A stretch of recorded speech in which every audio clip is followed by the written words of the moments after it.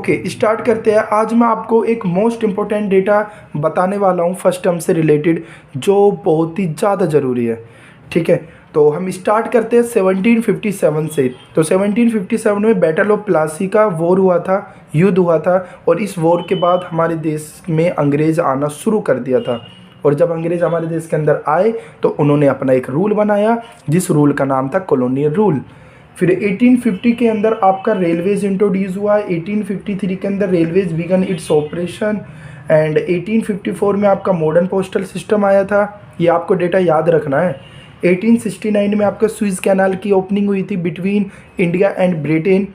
और 1907 के अंदर आपका टिस्को आया था। टिस्को बोले तो Tata iron and steel company.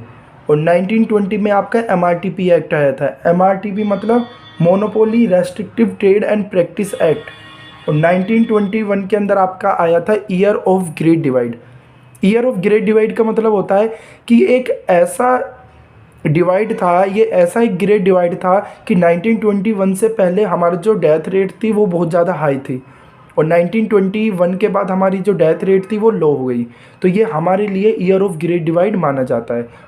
1935 में RBI आया था, और 1948 में गेट आया था। गेट यानी कि general agreement trade and tariff, general agreement trade and tariff. और ये जो 1948 में आया था गेट। और 1950 में आया था आपका सेटअप प्लानिंग कमीशन, जो 1947 में देश आज़ाद हुआ, और 3 साल बाद after 3 year setup planning commission. तो प्लानिंग कमीशन सेटअप हुआ था 1950 में, और इसके जो चेयरमैन थे, इसके चेयरमैन थे पंडित जवाहरलाल नेहरू। 1955 में हमारा SBI आया, और 1982 में हमारा नाबार्ड आया। नाबार्ड बोले तो national bank agriculture and rural development. और 1986 में आपका तनवा आया, तमिलनाडु वुमेन एसोसिएशन, जिसमें एम्पावरमेंट ऑफ वुमेन के बारे में बताया गया था। और 1995 में WTO आया। WTO बोले तो वर्ल्ड ट्रेड ऑर्गेनाइजेशन। मैं आपको बता दूं, गेट और WTO दोनों का काम सेम है, बट ये छोटे लेवल का है, ये बहुत बड़े लेवल का है। ठीक है, इन दोनों का काम होता है कि ट्रेडिंग को देखना, ट्रेडिंग को उनके लिए पॉलिसीज़ बनाना, नए नए नियम बनाना, कोई ब्लैक मार्केटिंग तो नहीं कर रहा है, इन सब को देखना ना। तो 1947 में गेट आया, 1995 में WTO आया।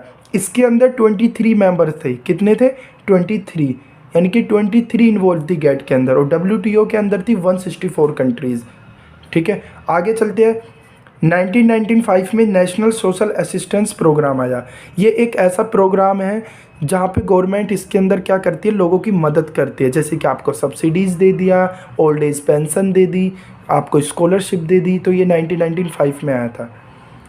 2004 के अंदर आया था फूड फॉर वर्क प्रोग्राम। ये एक ऐसा प्रोग्राम है कि आपको काम के बदले खाना मिलेगा। ठीक है, अब बंदे तो ऐसे नहीं है कि यार काम के बदले खाना ही है, उनके लिए भैया उनको कपड़े भी चाहिए, रहने के लिए घर भी चाहिए, तो उनके लिए तो पैसा तो चाहिए ना। तो फिर गवर्नमेंट ने बोला कि फूड फॉर वर्क प्रोग्राम के लिए हम पार्टली कर लेते हैं, यानी कि आपको काम के बदले खाना भी दिया जाएगा और साथ साथ आपको कुछ वेजेस भी दी जाएगी। ठीक है, और 2005 के अंदर मनरेगा आया। मनरेगा बोले तो Mahatma Gandhi national rural employment guarantee act. ये एक ऐसा एक्ट है जहाँ पे गवर्नमेंट आपको गारंटी देती है कि हम आपको 100 डेज़ के लिए जॉब प्रोवाइड करेंगे। ये है आपका मनरेगा, जो आपका 2005 के अंदर आया। और आपका 2000 के अंदर क्या आया? PMJSY। और 2014 के अंदर आया आपका make in India and Jan Dhan योजना। और मेक इन इंडिया, जनधन योजना, इन दोनों को ध्यान से रख लेना। ये बहुत आया था, एक बार मैचिंग में आया था MCQ के बेसिस पे कि 2014 में क्या आया था, मेक इन इंडिया और जनधन योजना, ये 2014 के अंदर आया। और आपको ये भी याद रखना, मुद्रा कब आया? 2015 के अंदर, मोदी सरकार के अंदर। ठीक है, और 2016 के अंदर क्या आया? 8 नवंबर 2016, यानी कि 8 नवंबर 2016 के अंदर डिमोनेटाइजेशन हुआ। और उसी के अगले साल 1 जुलाई 2017 के अंदर GST आया, गुड्स एंड सर्विस टैक्स।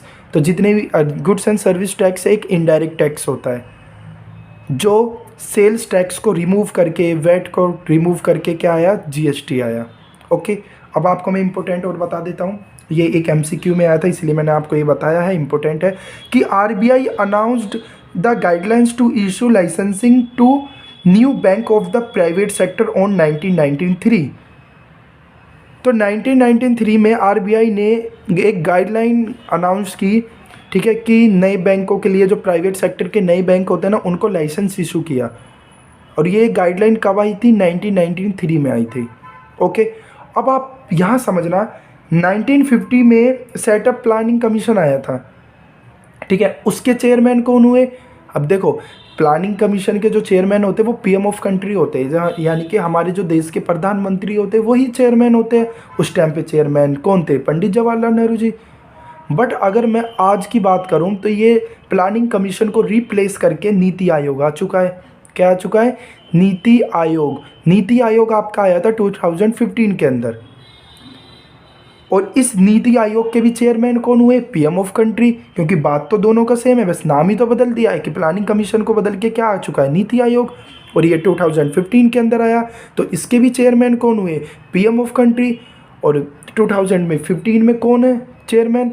तो वो PM मोदी जी है ना, PM नरेंद्र मोदी जी तो थे 2015 के अंदर। तो ये ही आपके इन दोनों के जो चेयरमैन होते, प्लानिंग कमीशन और नीति आयोग के जो चेयरमैन है वो PM ऑफ कंट्री है। बस प्लानिंग कमीशन को रिप्लेस करके नीति आयोग आ चुका है 2015 के अंदर। ओके, तो जैसे आपकी फर्स्ट प्लानिंग जो हुई थी वो प्लानिंग कमीशन कब आया था? 1950 के अंदर। और हमारे फर्स्ट रिफॉर्म, जो फर्स्ट रिफॉर्म है, फर्स्ट रिफॉर्म में आपको नाम बता देता हूँ, LPG,